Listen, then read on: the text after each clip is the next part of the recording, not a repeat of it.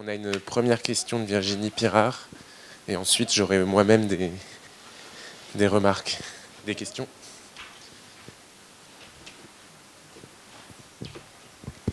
Bonjour, merci pour votre exposé. J'ai été un petit peu interpellée par la façon dont vous semblez considérer le problème du droit et de la loi.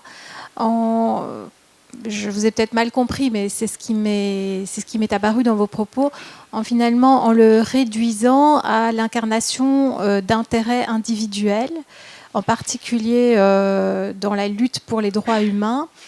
Je trouve que c'est un petit peu contre-intuitif, en tout cas quand on est juriste, c'est contre-intuitif, parce que le droit n'est jamais la simple translation d'un intérêt, sauf si la procédure législative a mal fonctionné, et vise justement à avoir un débat démocratique, perçu a priori comme juste, mais on voit bien que c'est actuellement remis en question, ça je ne le nie pas. Mais je suis un petit peu étonnée par cette perception-là, et du coup, ça me semble introduire un biais dans la lecture que vous avez de Hanas, parce que quand il dit que finalement ça doit être pris, et c'est ce que dit Ross Pschur aussi, ça doit être pris, les décisions en matière de santé publique doivent être prises par la loi. En fait, à mon sens, il dit par la loi et non par l'arbitraire. Et donc, la loi n'est pas ici la concrétisation d'intérêts privés individuels, mais bien la garantie que ce ne sera pas pris par l'arbitraire. Donc voilà, j'étais interpellée par votre lecture, je n'avais pas du tout perçu ces propos comme ça. Et ne pensez-vous pas que votre perception de ce qu'est une loi est un petit peu biaisée? Je me permets de vous poser la question de façon provocante. Merci. Si nous ne sommes pas satisfaits de la façon dont fonctionne le système de la représentation politique dans nos pays, nous ne pouvons pas être satisfaits de la façon dont les lois sont votées, et nous ne pouvons pas être convaincus que les lois ne reflètent pas simplement les intérêts des plus forts dans la société. Donc, je crois qu'il faut avoir aussi, je ne serais pas capable de le faire, mais une lecture sociologique du processus électoral et de la décision qui aboutit à la production d'une loi, et pour se rendre compte que la loi n'est pas forcément la façon la plus juste, la plus équitable même, de prendre les décisions collectives dans la situation actuelle. Cela dit, quand vous dites la loi plutôt que l'arbitraire, est-ce que la loi est la seule façon de lutter contre l'arbitraire? Il y a beaucoup d'autres normes qui sont développées dans les sociétés concurremment avec la loi et qui sont capables de réguler les comportements. Donc la loi est au-dessus parce que, théoriquement, elle est associée à la force publique pour son application, mais ça n'est pas... ça reste, dans mon idée, ça reste qu'elle n'est pas un absolu. Oui, en complément avec ce qui a été dit, effectivement, je ne crois pas que la loi, ce n'est pas l'arbitraire, c'est évident. Mais je pense que dans le même sens, un peu, puis encore faut-il voir quel cadre de référence on a, dans quelle société on se situe. Mais si on se situe aux États-Unis ou si on se situe, en tout cas au Canada, il est très clair que la loi, ou les lois qui sont là, c'est même inscrit dans les constitutions, hein, comme les chartes des droits et libertés chez nous sont inscrits dans la constitution du pays quand même, ou de la province pour ce qui est du Québec. Elles consacrent vraiment les droits individuels. Et bien sûr, il y a eu un processus, il y a eu des discussions, il y a eu des délibérations. Ces lois-là ne sont pas apparues comme ça. Il y a eu des discussions, mais il y a eu aussi un arbitrage et on a tranché. Et il est très, très clair que les droits individuels ont fini par primer sur les considérations de justice et de liberté. Ça ne veut pas dire qu'elles sont appliquées mécaniquement, par contre, là.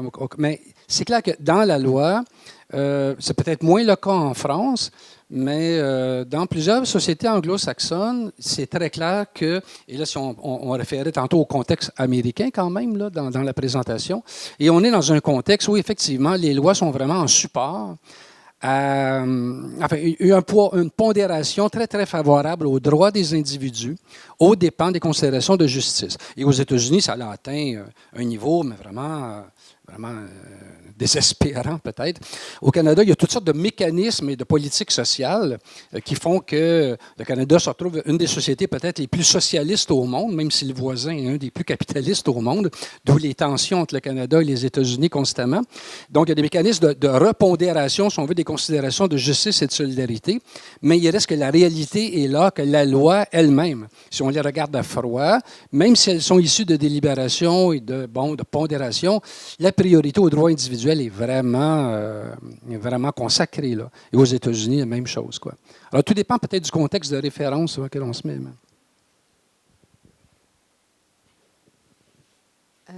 Oui, alors, juste une petite remarque pour peut-être commencer, c'est que peut-être avec une approche droit de l'homiste, il y a un enjeu potentiel qui est d'augmenter le budget de la santé par rapport à d'autres services et que dans l'approche justice, il y a ce potentiel de dire comment on distribue ce qu'il y a pour la santé. Donc, il y a peut-être cette dimension qui peut être discutée et se refléter dans la question de la déontologie médicale qui serait de donner le mieux possible au sein de l'existant, un existant dont peut-être il n'appartiendrait pas aux cliniciens de déterminer son étendue, mais peut-être, si j'ai bien compris, aux institutions justes, avec des délibérations locales, des lois notamment, mais plus que ça. Mon idée, c'est de voir si j'ai un petit peu compris ce qu'on fait de la déontologie dans l'aventure. Et est-ce que finalement, on n'est pas en nécessité d'adopter au moins deux de ces approches, les droits de l'homme, la théorie de la justice, sachant que derrière les deux, les argumentaires scientifiques s'appuient souvent aussi sur du coup efficacité, qui est une approche qui vous est chère. Je crois qu'il ne faut pas confondre justice et efficacité. Il est sûr qu'un certain courant, que je partage, que j'adhère volontiers, se préoccupe beaucoup de l'efficacité des actions médicales.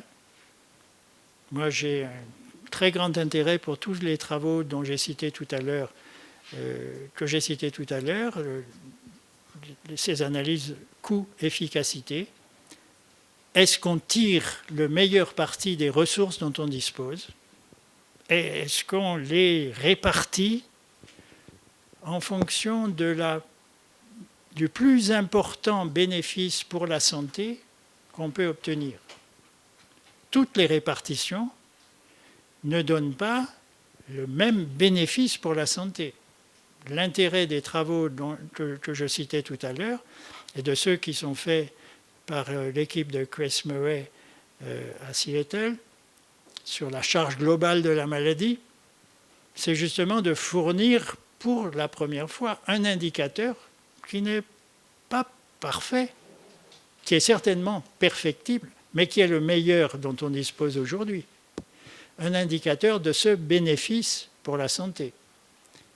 Donc ça, c'est une démarche que je range sous le titre « Recherche de l'efficacité ». La recherche de la justice peut être aidée par le recours à des critères d'efficacité. Le fait d'éviter le gaspillage de ressources et de les employer de façon plus utile, plus judicieuse dans d'autres secteurs, c'est une contribution à la justice.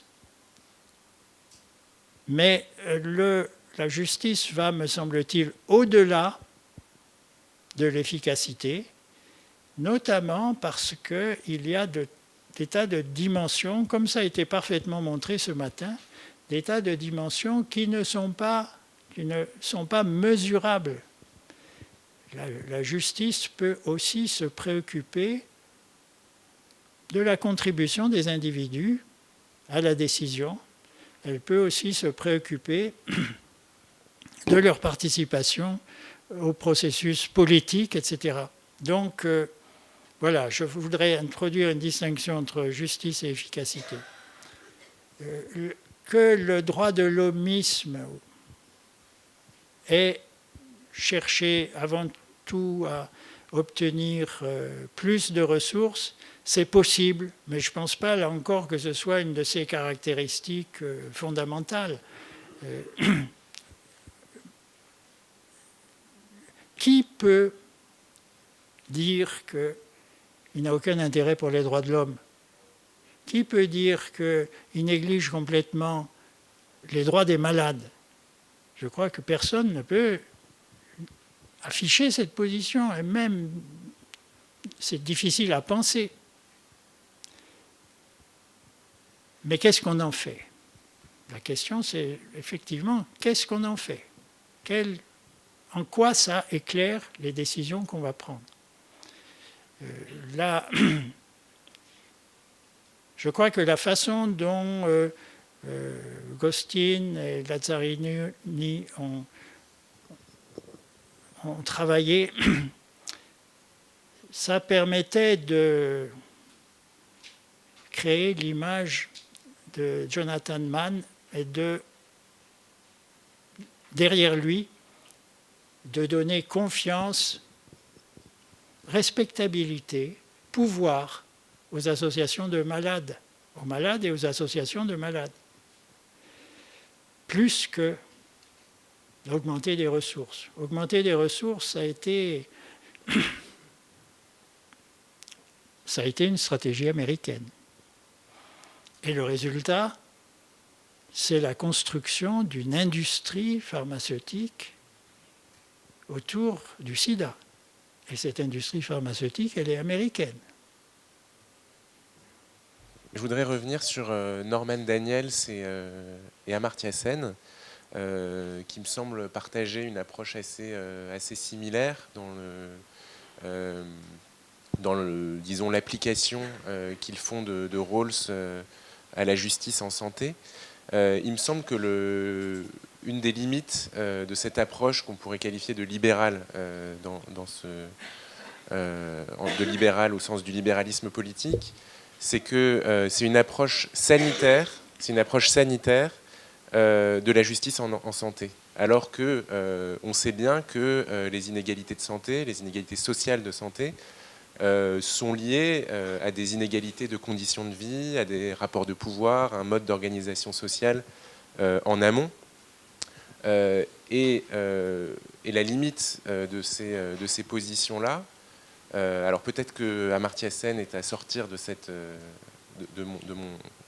critique, c'est que finalement on se heurte à une opposition qui n'a pas d'issue entre l'intervention de l'État pour corriger les comportements,